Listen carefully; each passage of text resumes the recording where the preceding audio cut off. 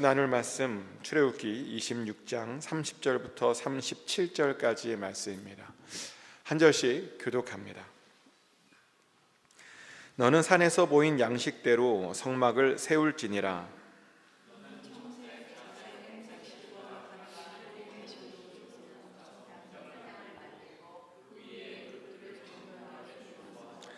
금 갈고리를 네 기둥 위에 늘어뜨리되 그 네 기둥을 조각목으로 만들고 금으로 싸서 네 은받침 위에 둘지며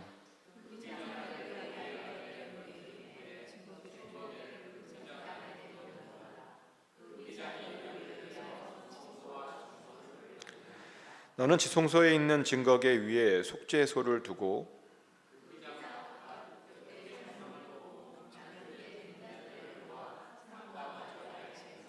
청색, 자색, 홍색 실과 가늘게 꼰 배실로 수놓아 짜서 성막 문을 위하여 휘장을 만들고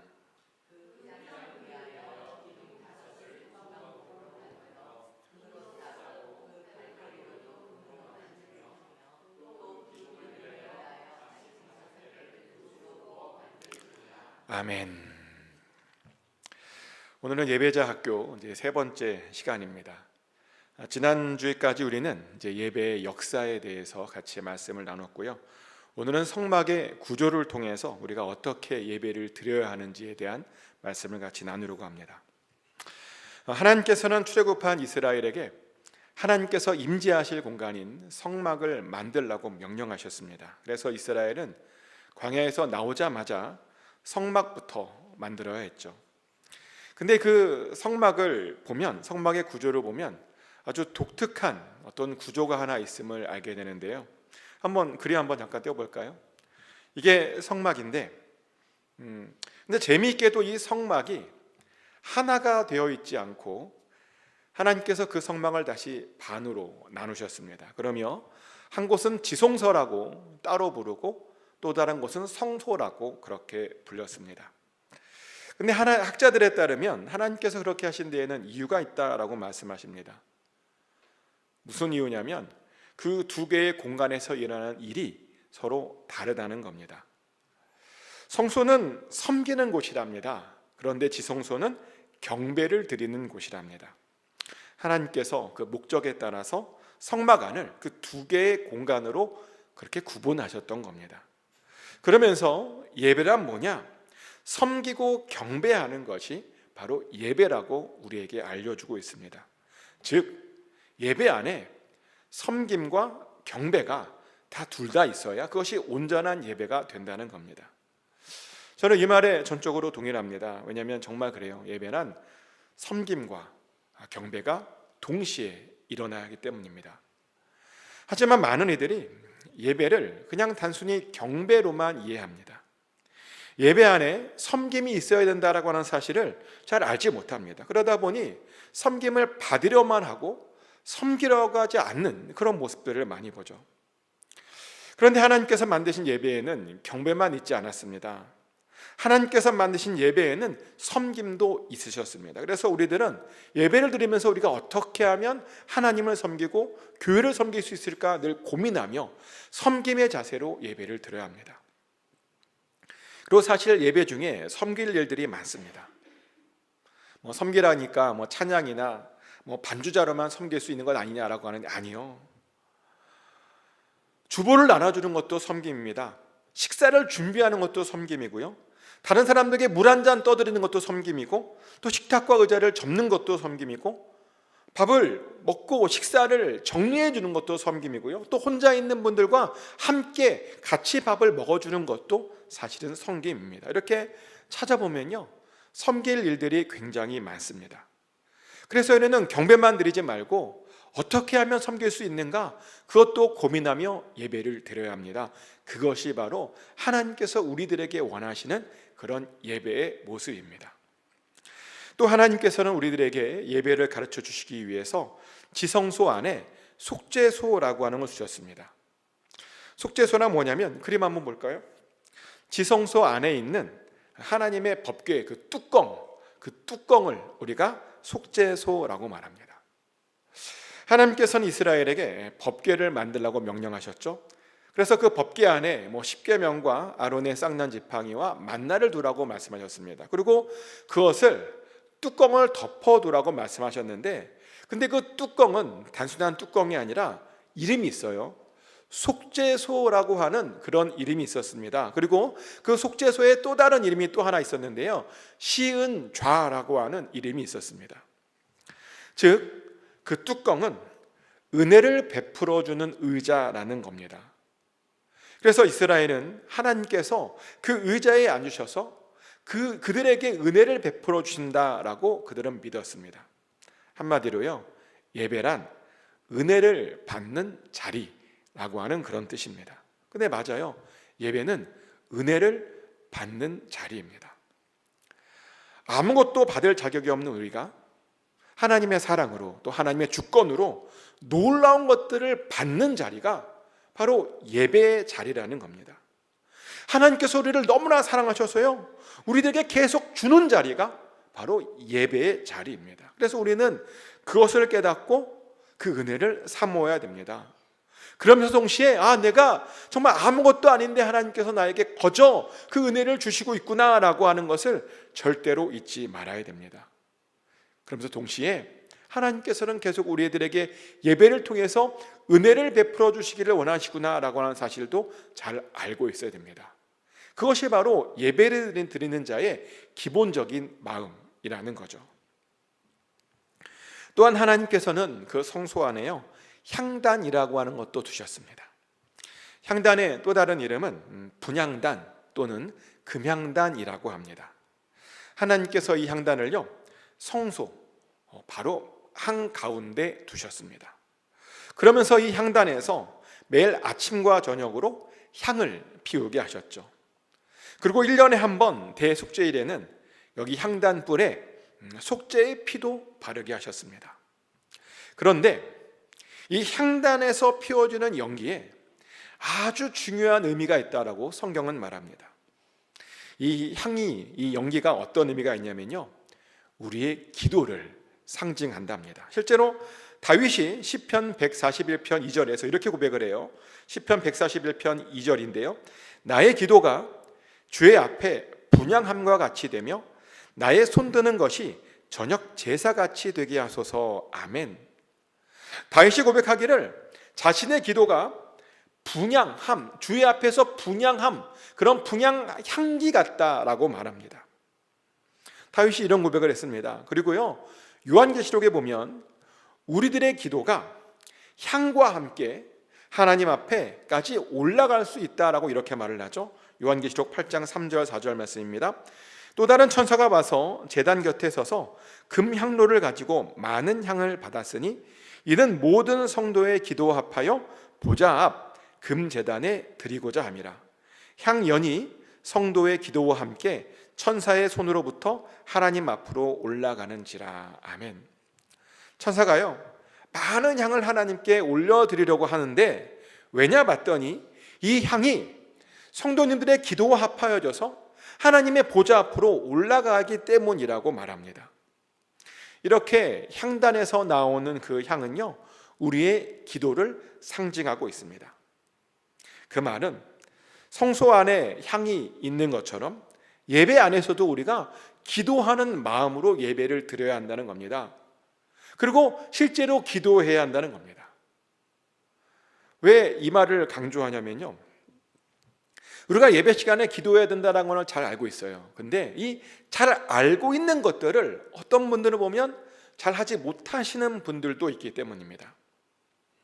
많은 분들이 의외로 예배에 와서 기도를 하는데 어떻게 기도를 하냐면 자기가 기도하지 않고 누가 기도하는 것을 듣는 것으로 자기가 기도한다라고 착각을 합니다. 정작 자신의 입술로는 예배에 와서조차도 아무런 기도도 하지 않는 그런 분들이 많다는 겁니다. 하나님께요, 무엇을 구하려고 하는 그런 준비가 되지 않은 채 그냥 예배에 와서 예배만 드리고 있다는 거죠. 그런데 예배란요, 그렇게 드리는 것이 아닙니다. 기도하는 마음으로 드려야 됩니다. 그리고 실제로 기도도 해야 하는 겁니다. 우리의 간절한 마음을 담아서 하나님께 아뢰며 하나님의 뜻을 구하는 것이 바로 예배라는 것입니다. 또한 이 성막 안에는 번제단이라는 것도 있습니다. 이 번제단은 이제 성막들의 입구에 놓여 있는 네모난 상자 모양의 어떤 단인데요. 이 단의 네 모서리에는 각각 뿔도 보면 뿔이 달려 있죠. 네 모서리에 뿔이 달려 있습니다. 이 번제단의 용도는 희생 제사를 드릴 짐승을 태우는 것이죠. 그리고 거기에서 짐승을 태우며 죄의 용서를 구하는 것이 바로 이 번제단의 용도였습니다. 그래서 이 번제단은요, 하나님과의 관계를 회복하는 그런 기능을 했습니다. 근데 이스라엘 사람들은 재미있게도 이 번제단이 하나님과의 관계뿐만 아니라 다른 사람들과의 관계도 회복시켜 줄 수 있다라고 그렇게 믿고 있었습니다. 그리고 제단뿔을 잡고 있으면 용서해 줘야 된다라고 하는 그런 암묵적인 룰도 있었습니다. 실제로 그렇게 제단뿔을 잡아서 용서받은 사람이 있었죠. 열왕기상 1장을 보면 솔로몬의 형제인 아도니아가 이제 솔로몬 대신 자기가 왕이 되려고 하다가 실패하는 바람에 이제 죽을 위기에 처해지는 그런 장면이 열왕기상 1장에 나옵니다. 근데 그때 그 아도니아가 죽을 위기에서 어떻게 그 위기를 극복하게 되냐면 제단 뿔을 잡고 저 뿔을 잡고요, 용서를 구함으로 그 위기를 모면하게 됩니다.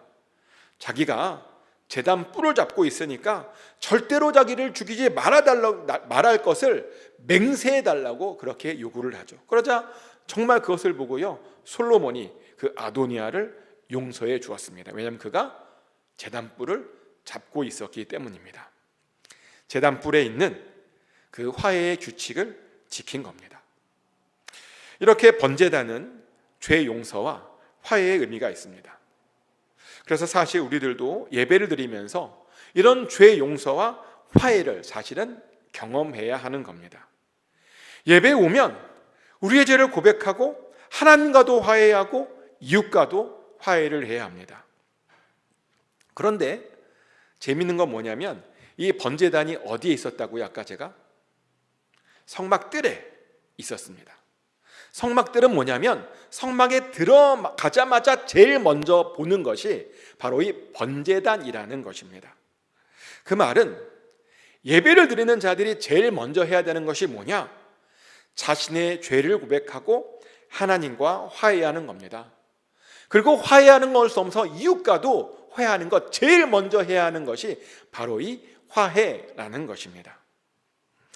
그래서요, 사실은 예배를 우리가 드리기 위해서 교회에 오면서 우리 안에 조금이라도 걸리는 것이 있으면, 하나님에게 좀 불편한 것이 있거나 우리 이웃과 좀 불편한 것이 있으면 사실은 절대로 안 됩니다.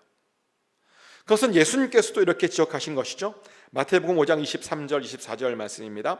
그러므로 예물을 제단에 드리려다가 거기서 내 형제에게 원망 들을 만한 일이 있는 것이 생각나거든 예물을 제단 앞에 두고 먼저 가서 형제와 화목하고 그 후에 와서 예물을 드리라. 아멘. 예수님께서 하시는 말씀이요, 예배를 드리며 예물을 드릴 때 혹시라도 형제들에게 원망 들을 만한 일이 있으면 먼저 그것부터 해결하라고 명령하셨습니다. 먼저 형제와 화목을 한 다음에 예배를 드려야 한다는 겁니다. 근데 이런 말을 했더니 어떤 분이 이런 말씀하시더라고요. 그러면 예배를 드리러 왔다가 혹시 누군가 좀 상태가 관계가 안 좋은 것을 깨달았으면 그 예배 들어왔다가 다시 돌아가서 예배 드리지 말고 그 사람과 화해를 먼저 해야 되는 거냐고 그렇게 물어보시는 분들이 계세요. 근데 이 말은 사실은 그런 말이 아니고요, 예배를 왔는데 갑자기 막 다른 것에 집중이 된다, 그것은 하나님이 주시는 마음이 아닐 수 있습니다. 왜냐하면 하나님께서요, 정말 그게 화해하기를 정말 원하셨다면 예배 직전에 생각나게 하시는 그런 분이 아니시기 때문입니다. 정말 하나님께서 화평을 원하고 화해를 원하셨다면요, 일주일 내내, 예배 오기 전에 일주일 내내 이미 생각나게 하셨을 겁니다. 그리고 예배 오기 전 토요일 저녁에 이미 그 문제를 다 해결하셨을 것입니다. 그리고 예수님의 말씀이 그런 의도가 아닙니다. 혹시 어떤 사람과 마음이 불편하다면 예배 전에 제발 해결해야 된다라고 하는 그런 뜻이지, 예배에 왔는데 불편하니까 예배 드리지 말고 돌아가라, 그런 뜻이 아니라는 것입니다. 그리고 예배에 앉았는데, 예배 와서 앉았는데 좀 마음이 불편하다 그러면요, 돌아갈 것이 아니라 오히려 더욱더 주님 앞에 기도하고 주님과의 화해를 구하고 그 이웃과의 화해를 위해서 기도해야 됩니다. 내 마음이 불편하다고 사과할 수 있는 용기를 달라고, 다음부터는 이런 문제 때문에 불편하지 않게 해달라고 그렇게 간절히 기도하고 그렇게 예배를 드리면 됩니다. 그러면 하나님께서요, 우리의 예배를 받아주시고 그 예배를 통해서 오히려 거꾸로 화해를 시켜주실 때가 많습니다. 예배를 통해서 주님의 평화를 우리가 경험하게 된다는 겁니다. 그것이 바로 번제단이 제일 먼저 있는 그런 의미입니다. 또 이 성막 안에는 물두멍이라고 하는 것도 있습니다. 이 물두멍은 이제 번제단과 지성소 사이에 있는 것인데, 물을 담아 놓는 저 그릇에 큰 물이 담겨 있는 그런 그릇을 물두멍이라고 합니다.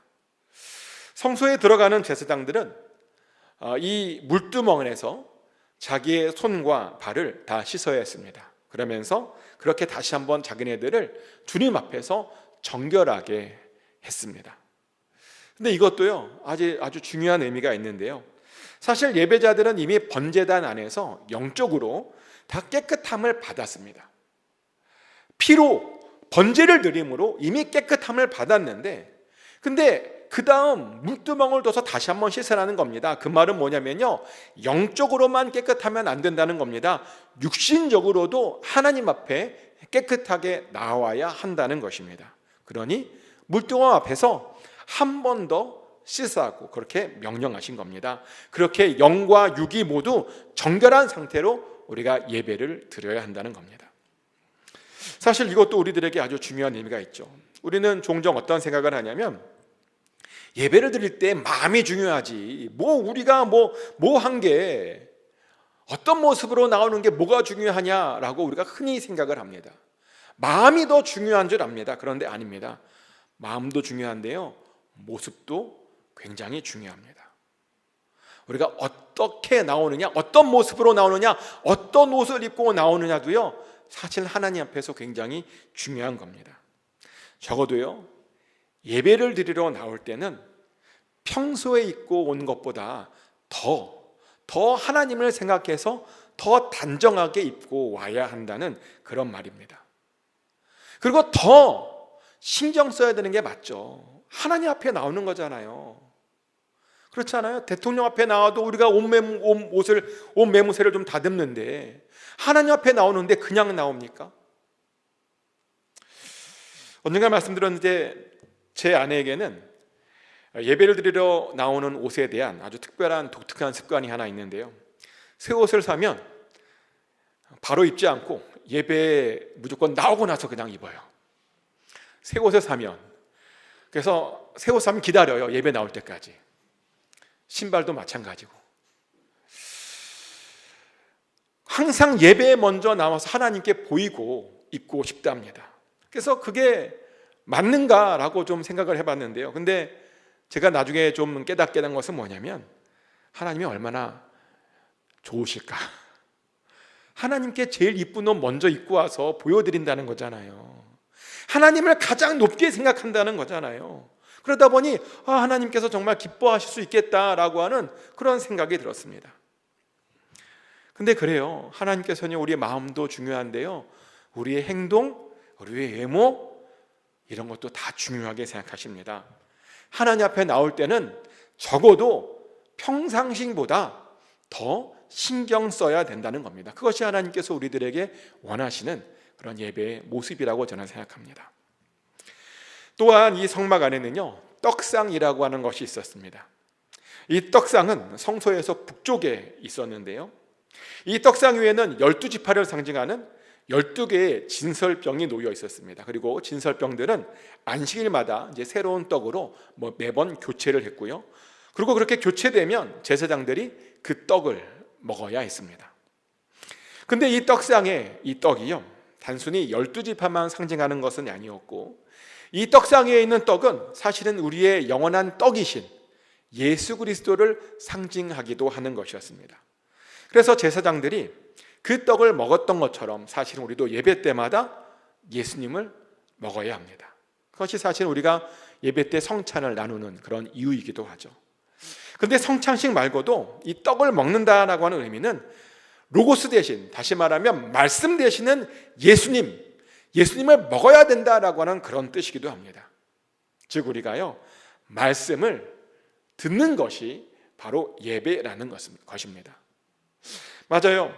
예배를 드리는 자들은 생명의 떡 대신 예수의 말씀을 우리가 잘 들어야 합니다. 잘 들어서 말씀을 먹는 것이 바로 예배라는 것입니다. 또 이 성막 안에는 등장대도 있었습니다. 이 등장대는 성소에서 남쪽에 위치해 있었고요, 매일 저녁마다 제사장들이 그 등장대의 불을 밝혀야 했습니다.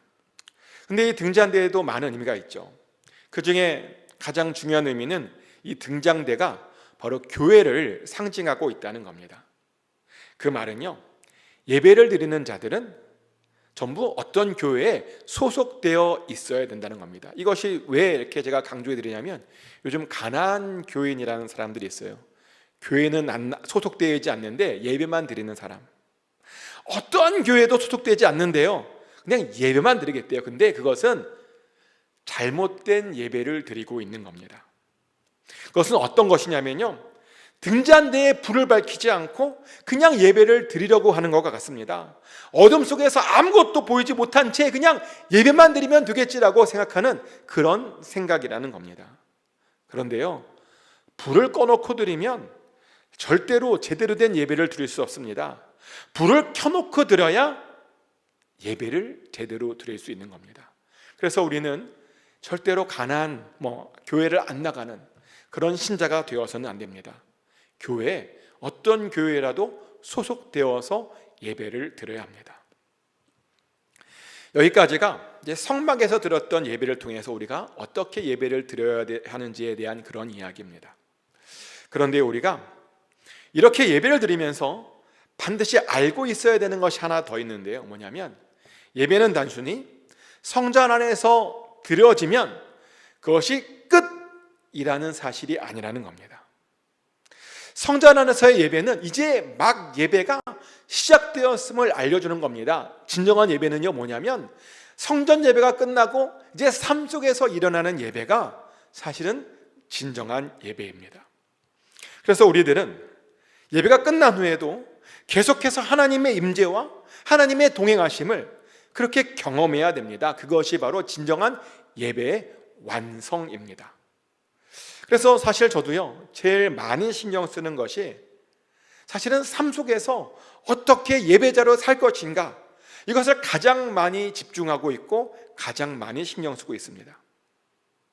삶 속에서 제가 하나님을 경험하지 못하면 온전한 주일 예배를 드린 것이 아닙니다. 삶 속에서 내가 계속 하나님을 경험하지 못하고 있다면 지금 온전한 예배를 드린 것이 아닙니다. 경험해야, 동행해야 온전한 예배를 드린 겁니다. 근데 예전에는 제가 이것을 잘 알지 못했습니다. 그냥 주일 예배만 드리면 그냥 다 끝난 줄 알았습니다. 그러다 보니 예배를 그렇게 드렸음에도 불구하고, 심지어 설교를 했음에도 불구하고 거기에 대한 열매들을 별로 누리지 못했었습니다. 아무리 열심히 말씀을 준비했는데도요, 사람들이 변화하지 않더라고요. 아무리 감동적인 이야기를 해줘도 사람들이 감동도 느끼지 못했습니다. 삶 속에 예배가 없다 보니 아무런 열매가 없었다는 겁니다. 삶 속에 예배가 없었다 보니 그 은혜를 제가 누리지 못했다는 겁니다. 근데 당연해요. 내가 예배자의 삶을 살지 못하는데 어떻게 예배의 열매를 제가 누릴 수 있겠습니까? 근데 이것은 목사들에게만 해당되는 이야기가 아닙니다. 우리 모두에게 다 해당되는 이야기입니다. 주중의 삶이 예배가 되지 않으면요, 아무리 하나님의 말씀을 들어도 그 말씀이 은혜가 되지 못하고 잘 들리지도 않습니다. 주중의 삶에 하나님께서 동행해 주지 않으면 아무리 은혜로운 말씀을 들어도 나에게 어떠한 것도 주지 못한다는 겁니다. 왜 그런 경험들 있잖아요. 주중의 삶을 엉망으로 살았더니 하나님의 말씀이 하나도 들리지 않고 그냥 졸리기만 했던 적 있지 않습니까? 심지어 주중의 삶이 엉망이면요, 말씀을 듣는데 불편해져요. 참 희한해요. 말씀을 듣는데 불편해져요. 그래서 말씀이 듣기가 싫어집니다. 저도 그런 경험 있어요. 주중의 삶을 엉망으로 살았더니 그냥 말씀 듣기가 너무 싫었습니다. 그래서 일부러 예배 때 딴짓을 하게 되는 그런 때도 있었습니다, 예전에. 그래서요, 사실 주일 예배를 잘 드리려면 주중 예배부터 잘 드려야 되는 겁니다. 우리가 드려야 하는 삶의 예배부터 우리가 잘 드려야 하는 겁니다. 그럼 어떻게 드리는 것이 삶으로 예배를 드리는 것일까요? 삶으로 드리는 예배란 평소에 거룩한 삶을 살아내는 겁니다. 실제로 하나님께서는 우리들에게 거룩한 삶을 요구하셨죠. 레위기 11장 45절 말씀입니다. 나는 너희의 하나님이 되려고 너희를 애굽 땅에서 인도하여 낸 여호와라. 내가 거룩하니 너희도 거룩할지어다. 아멘. 우리 하나님께서는 이스라엘 하나님이 되려고 그들을 애굽에서 인도해 내셨고요. 그런데 그들을 인도해 내신 하나님께서는 거룩한 하나님이시다 보니 그들도 거룩하라고 그렇게 명령하셨습니다. 하나님께서는 이렇게 거룩을 명령하셨는데 이것은 그들에게만 명령하신 것이 아니고요, 우리들에게도 명령하신 겁니다. 그래서 우리들도 이 말씀을 따라 거룩한 삶을 살아야 됩니다.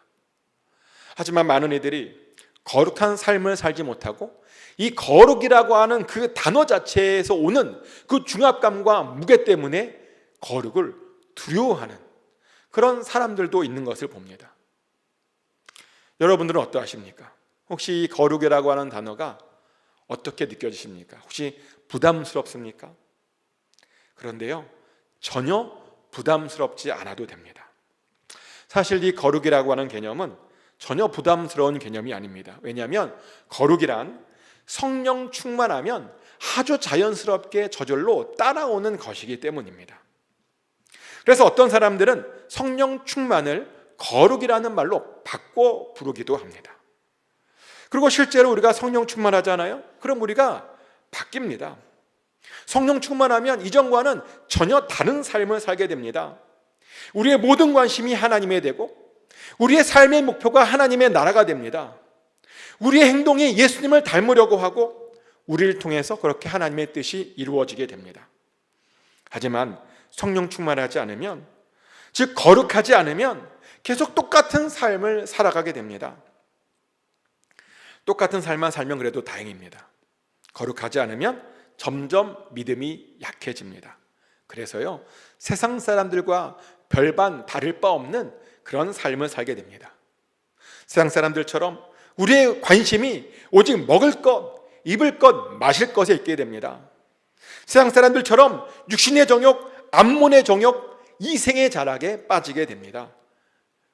예수님을 닮으려고 하는 것이 아니라 어디 그 유명한 사람들을 닮으려고 합니다. 그래서 그들이 입는 옷을 입고 싶어하고 그들이 먹는 것을 먹고 싶어하고 그들이 누리는 것을 우리도 누리고 싶어합니다.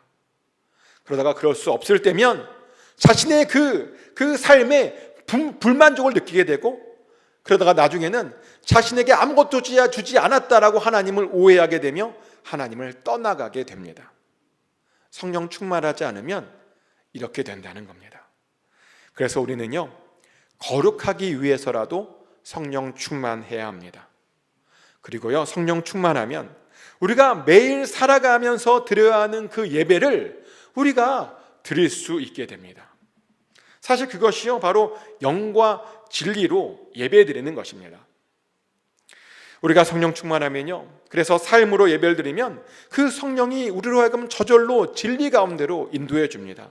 그러면서 하나님을 더욱더 알게 됩니다. 사실 하나님을 아는 것이 예배의 아주 중요한 목적 중에 하나이죠.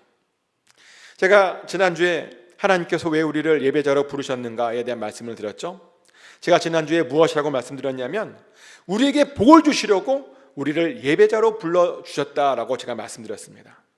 그런데요, 그렇게 우리가 받게 될 복 중에 가장 큰 복은 뭐냐면, 예배를 잘 들어서 받게 되는 가장 큰 복은 뭐냐면 하나님을 알게 되는 겁니다. 이것이 왜 큰 복이냐? 우리가 직장 생활할 때 그 직장 생활을 편하게 할 수 있는 방법이 뭐죠? 사장님과 잘 알면 됩니다. 그죠? 회장님과 잘 알면 됩니다. 그러면 그 누구도 우리에게 뭐라 그러지도 않고요, 그 누구도 우리에게 시비 걸지 않습니다. 아니, 사장님께서 보호해 주시는데 누가 감히 우리를 어떻겠습니까? 그래서요, 직장 생활에서 사장님을 알면 그것이 복입니다. 그런데 우리 하나님은 사장님보다 높습니다. 우리 하나님은 회장님보다 높습니다. 심지어 대통령보다 높습니다. 우리 하나님께서는 만물의 창조주이시고 이 세상의 주인이십니다. 그런데요, 우리가 예배드릴 때 그런 하나님을 알게 된다는 겁니다. 그리고 그런 하나님과 교제하고 그런 하나님과 친밀해진다는 겁니다. 그러니 예배가요, 얼마나 좋은 것입니까? 그래서 우리는 예배드리러 올 때마다 우리가 하나님을 더욱 알게 될 것을 기대하며 예배드려야 됩니다. 예배드리러 올 때마다 하나님과 더욱더 친밀해질 수 있다라고 하는 것을 기대하며 예배드려야 됩니다. 그렇게 우리가 예배드리면서 그 복을 사모해야 됩니다. 그리고 그렇게만 예배드려도 우리가 예배자로서 성공할 수 있게 됩니다. 축복하는 것은 꼭 하나님과 더 친밀해질 것을 기대하면서 예배 드리시길 축복합니다. 이제 말씀을 정리합니다.